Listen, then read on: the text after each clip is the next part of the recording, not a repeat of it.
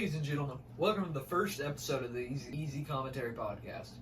I thought it would be a notable time to have the birth of the podcast be on the birthday of the greatest nation ever conceived on the planet.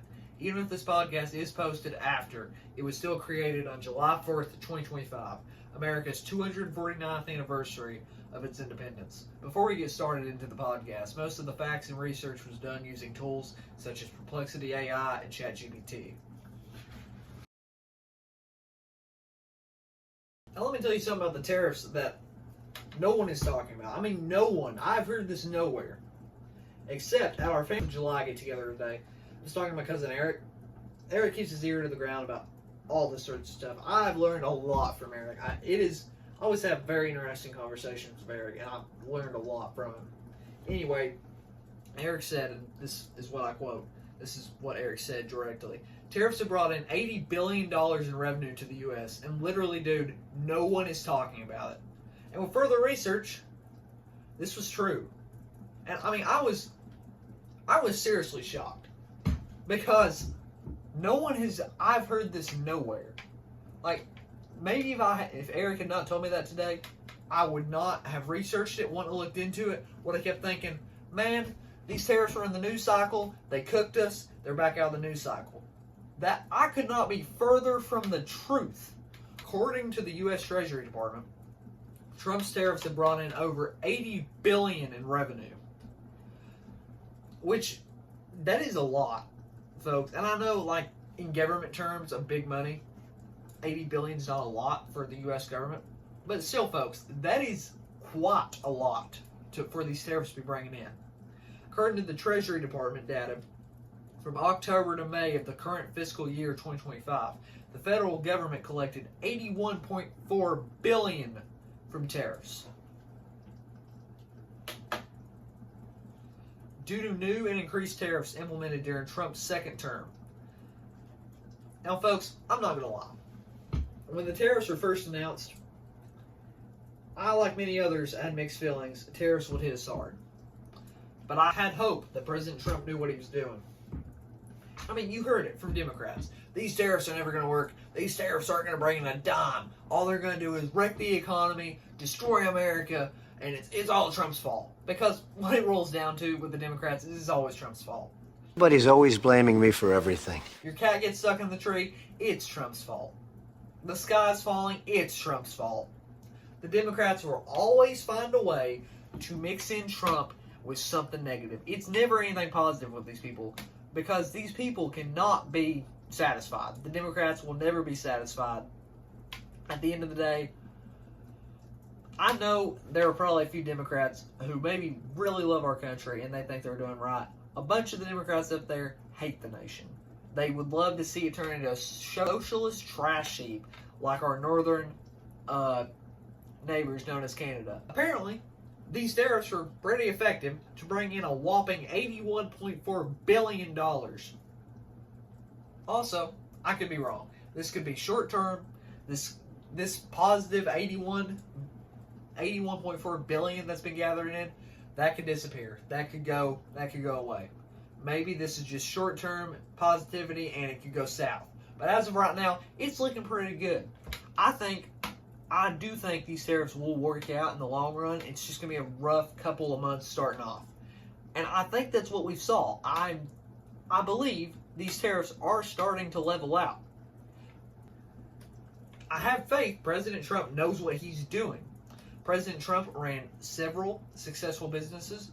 Trump was a real estate mogul for most of the 80s, 90s, and early 2000s. Sure. Be like, well, he had several bankrupt companies and his father gave him $400 million or something like that to start a business. Okay, let me ask you something. How many successful businesses have you created? Probably none. I mean, I don't know who's watching this, but I'd say if someone gave you $400 million, you'd probably go bankrupt in the first 3 months. I wouldn't even give you that much time, to be honest, if you're one of these folks that probably just sit around and do nothing and complain. But I also digress from that point. I'm not one of these people who believe Trump is the end-all be-all. For some reason, there's a lot of people who believe we can only we can only believe in Trump. There's no other power on this planet except Trump. And then there's some people who's like, Trump is the most evilest person on earth. I believe in neither of these things. I am right in the middle. President Trump is one of the greatest U.S. presidents in U.S. history. I hold Ronald Reagan to a very high standard. Reagan is my favorite president, and of course the honorable mentions go to, in first, Washington, second, Lincoln, third, Reagan, fourth, Trump. That's my list right there. Because Reagan and Trump are very similar. Both men relatively came from fame. Both men relatively came out of the Hollywood-like spheres of life. They're very famed. They had lots of fame. Both were relatively well off in wealth and worked their way into politics. Reagan was governor of California, then president. And Trump was a big real estate business mogul, as we were just discussing, and then worked his way.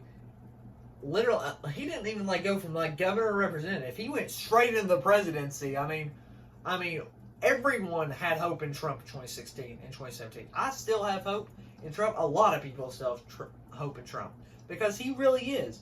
He is the peace through strength president, just like Reagan. Reagan was peace through strength. Both men, both presidents, have radically reshaped America for the better. There's a lot of folks that don't know what peace through strength is. Peace through strength can be explained into two words: happy medium. When I say this, I mean more on your left side of the aisle, you have interventionists. They are the folks who believe we need to get in every single conflict, intervene, as the root word in interventionist is. You want to intervene in the conflicts, even if it doesn't align with your interests. You just want to get into every conflict you can to overthrow or basically regime change the regime you are targeting, and then spread democratic ideas. And then on your right side of the aisle, you have isolationism. Isolationism does not work. You cannot isolate yourself from the rest of the world and expect to be a strong force within the world. Peace through strength is the perfect medium. You're not getting involved in stuff that doesn't align with your interests, and you're not staying to yourself and not getting involved in literally anything, and you're still a strong force in the world. Because if we don't get involved in some stuff to show that we are strong, then our enemies are going to take up all this influence, and the U.S. will lose influence, and it will lose its strong standing in the world. Reagan built up our military, and it showed the world we're not messing around. If you attack us, if you get on our bad side, we will go after you, and we will make an example out of you. And then this doctrine, the peace through strength doctrine, single-handedly led to the dissolution of the USSR. Take most recently, a few days ago, Trump's bombing of the Iranian nuclear facilities, Fordow, Esfahan, and Natanz. He literally ended what he deemed the 12-day war and a ceasefire in between Israel and Iran with minimal amount of force. We just dropped bunker busters on Fordow, Esfahan, and Natanz, and Iran already willing to give up. They were already asking for a ceasefire before this, and then after the bombing, they were ready. They were ready to negotiate because we weakened them. We showed our force. We showed our strength, which means we're not to be messed with. We are showing we are a strong force in the world, and what Iran was doing, building up their nuclear capabilities, the U.S. was not going to allow it. And maybe we're going to have to bomb them again. Who knows? How many American lives did we lose doing that? 0. Because we weren't getting involved in an endless war or regime change war. If you all want regime change, send Israel in. We do not need to have U.S. forces on the ground so we can overthrow the Ayatollahs. I want the Ayatollahs gone, but I'm not willing for another Iraq war to happen. And what President Trump done was not another Iraq war. It was a show of strength that the Iranians getting a nuclear facility will not be tolerated. And like I said, maybe we're going to have to go back in and bomb them again because Iran cannot have a nuclear weapon. Anyway, it shows the world We are a force to be reckoned with, and President Trump is a force to be reckoned with. It's peace through strength. You mess with us, we will show our strength, and peace will happen. Now, in some sad news, there is horrible, horrible news coming out of Kerr County, Texas. I apologize if I'm saying that wrong. Kerr, Kerr County. If I'm saying that wrong, I apologize. But there's flooding, particularly along the Guadalupe River, resulting in at least 24 confirmed deaths and over 20 children still missing. Most of them campers from Camp Mystic, a Christian girls' camp on the riverbank. The disaster began in the early morning hours of July 4th when extremely heavy rainfall, up to 12 inches per hour, caused the river to surge by as much as 26 feet in a matter of hours. Now, we'll have to see in the coming days how many lives will be lost. We can only pray that the death toll will not rise and that the campers who are missing will be found alive and well. But we are going to have to see how the Trump administration handles this. The Biden administration had a terrible handling of, especially in the area I'm from, in Kentucky, they had catastrophic flooding. Kind of sounding similar to what's going on in Texas, but I mean, up in the Hazard area of southeastern Kentucky, horrible flooding. I mean, it wrecked the community there. I went there with my family to do some cleanup. We also have some family from up there, clean up some of the stuff. I mean, the scenes I was seeing there were horrible. And you know what I heard from the locals? The Biden administration's handling with FEMA was horrible. They did nothing for them. Take Hurricane Helene, for instance. They've literally more focused on not helping people with Trump signs than to help people. This was literally a directive given from the FEMA, an administrator in FEMA, not to help people with Trump signs during the election year. That is sickening. So I really hope the Trump administration handles this well. If this natural disaster is to increase and the death toll is to rise, I hope FEMA, some sort of FEMA assistance will go down there to help them. The flooding in North Carolina, that should have got more help.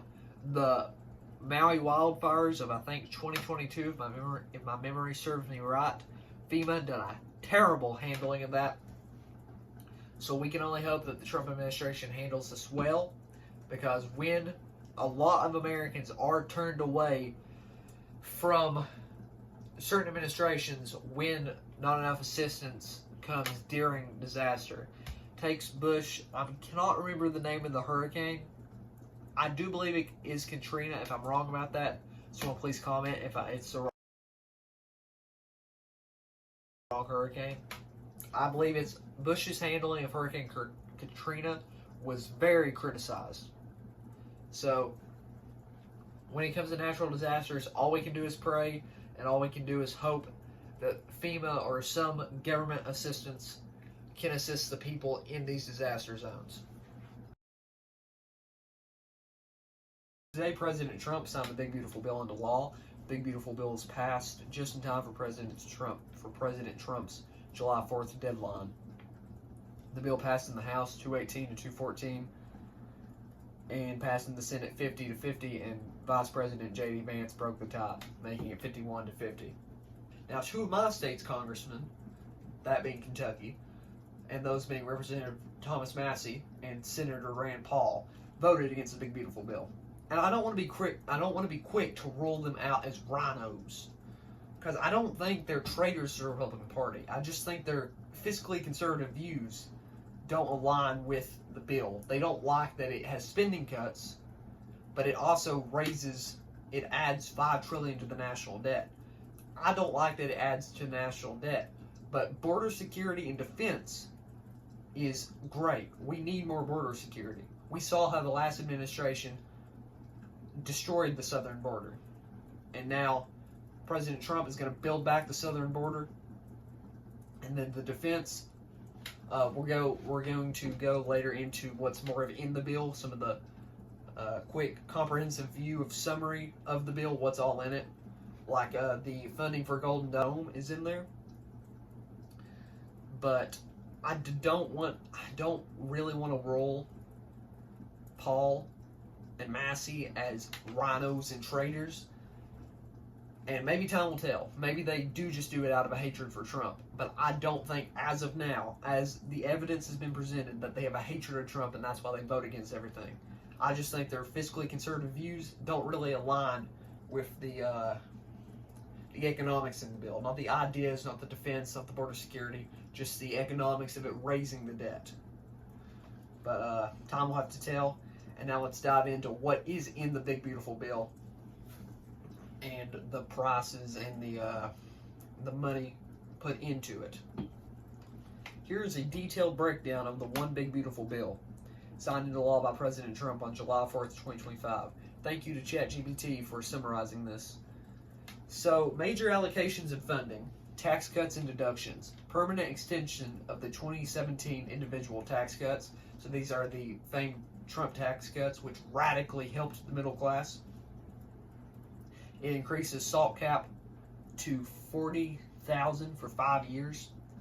New deductions for tips, overtime, and auto loan interest, temporary until 2028. So this is the no tax on tips, which is great. I don't know why there should ever be a tax on tips.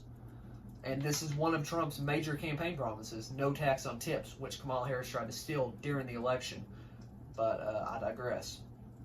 Elimination on taxes on certain Social Security income, $1,000 to the Trump account per child incentive, increase of the child tax credit by $200, 1% tax on international remittances, as a tongue twister, additional tax on investment income from university endowments. And the overall tax relief that these tax cuts would provide is $4.5 trillion. That's estimated. So $4.5 trillion in tax cuts. And here are the spending cuts and deficit impact. It cuts to Medicaid is approximately 1.2 to 1.0 trillion over time. SNAP, food stamps, an estimated 285.7 billion reduction across 2025 to 2034, plus new work requirements. So it's adding work requirements to stuff like Medicaid and all the welfare programs, which is a great idea. The cuts to the entitlement programs are necessary. I don't know what this idea is that Big Brother government has to just enable all the lazy people with funds. All that does is just enable people to be lazy and just rely on Big Brother government. They'll do it for you. Adding work requirements to these welfare programs are necessary because for far too long, able-bodied losers have done nothing but live off the taxpayer dime. Also, if you believe that everyone on these welfare programs or entitlement programs are hardworking, they're not. Lots of instances in the area where I live, just people who are leeches off the back of society. I mean, I'm talking people in their 30s, ain't got a thing wrong with them, don't do nothing, but sit there and get all these entitlement funds. They live off the taxpayer dime because they're leeches off the back of society. And don't get me wrong, there are hardworking people on these welfare programs, and that is who these welfare programs should help. The welfare program should be there to help people who want to do things better. They want to improve their lives. They want to make a good life for them and their families. My stance on the issue is hardworking people or people with a real disability who struggle need access to welfare programs because they are trying to better themselves. But we cannot continue to enable lazy, able-bodied individuals and just say, oh, you're too lazy to work. Here's some money from Big Brother government. Let them do that so they can enable you your whole life and make you relying off the government. Because that's what the government wants. They want you to be relying on them. And we have to reverse the U.S. from a welfare state back into a hardworking nation. Because the U.S. is slowly, over time, becoming a welfare nation. It's a welfare state. That is what it's becoming. And we have to stop this before we have a bunch of lazy people running around living off the taxpayer dime. But now on to our next section. Now we get into the fun stuff. Immigration and border enforcement. $100 billion for immigration enforcement. That's ICE, Customs and Border Protection, border wall, deportations. The Department of Homeland Security received $165 billion in total, including $46.5 billion for the border wall, $14.4 billion for deportation transport, $12 billion to reimburse anti-open border states, and $4.1 billion for CBP personnel plus surveillance and vehicle budgets. And now to defense and missile defense, $25 billion for the Golden Dome Missile Defense Initiative, $150 billion for defense, drones, naval, plus border-related defense projects. Now you have your infrastructure programs, $12.5 billion for air traffic control modernization, and then additional funding spanning $14 billion for Coast Guard, pandemic response, Artemis mission, etc. I'm a big fan of all the defense spending. I think we need to focus on our defense. Defending the nation is the most important thing. So Golden Dome is kind of like Israel's Iron Dome. I'll expand on some of those ideas in maybe future episodes. But big fan of the defense spending. I think we need more of that. But now let's move to fiscal and budgetary effects. So, 3 to 4.5 trillion increase to the national debt / deficit by 2034 to 2035. That is the part where Massey and Paul really lose the bill. They like the defense spending. They like the border security. They do not like the adding to the national debt. To my understanding, they like the defense and border security, but they do not like how much it will add to the national debt. And then for CBO projects, you get 10 to 14 million more uninsured individuals by 2034, tens of thousands of excess deaths linked to health and nutrition cuts. I don't know if that's true. That's just an estimate. I would say that right there, that just gets thrown in there to panic everybody, to not be for the big beautiful bill. But now, what I'm about to read you right here is a huge win. This is a win for Christians and conservatives. For Christian conservatives. We'll just say it like that. The Organization of Planned Parenthood warns up to $700 million in federal funding could be lost. This big beautiful bill cuts federal funding for Planned Parenthood. That is a win. Could be lost, including Medicaid and Title IX reductions. This includes an expected freeze on Title IX family planning funding, and clinic closures and patient impact includes nearly 200 clinics, about 1/3 of the network, could be forced to close. That is amazing.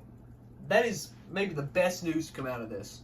Can you think about how many innocent babies will be saved from this? This is really great news. And then you have the people who are like, well, they do so much more than abortions. You can get it somewhere else. Go to the health department. Go somewhere else. You can go to a hospital. Quit acting like Planned Parenthood, its main focus isn't just abortion. What's the name of the company? Planned Parenthood? Wow. Huh. I'm shocked. No, the main focus of Planned Parenthood is abortion. Everyone knows it. Quit making the lie that, oh, if we shut down Planned Parenthood, people can't get cancer screenings. People can't get STI screenings. Who? Go somewhere else. Go to the health department. They offer those services. Go to the hospital. They offer those services. Stop acting like Planned Parenthood. Without it, you can't get all that. You can. You just want to keep Planned Parenthood around so you can keep having abortions, so you can keep not being accountable for not keeping stuff in your pants and not keeping your pants on. So, stop trying to justify an industry which literally kills millions of babies over the past decades. Maybe even more than millions. We don't even know. Sickening people. But this says as many as 1.1 million patients, mainly low-income individuals, can lose access to preventative care such as contraception, STI screening, and cancer screenings. You know what I got to tell those people? Go somewhere else. Planned Parenthood should be shut down, and all the federal funds should be stripped from it. American tax dollars should not be paying for your abortion because you couldn't keep it in your pants.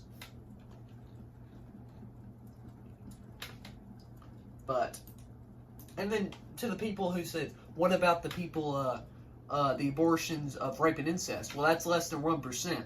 So if I'll give it to you, I don't even believe in the exception, because it's still a life no matter the means of how it was conceived. The other 99% of abortions, that's just whatever. That's not rape and incest. Less than 1% of abortions are rape and incest. So stop saying, well, people need it if they were raped or they were victims of incest. Okay, if you want to give them that, I don't agree with that, but sure. But that other 99%, that's probably just people who could not keep their pants on. That's truthfully what that is. And we have to stop justifying the murder of innocent babies. And that's just how it is. I don't care the means of conception, but if you done it, you're going to be held accountable and you're going to have that kid.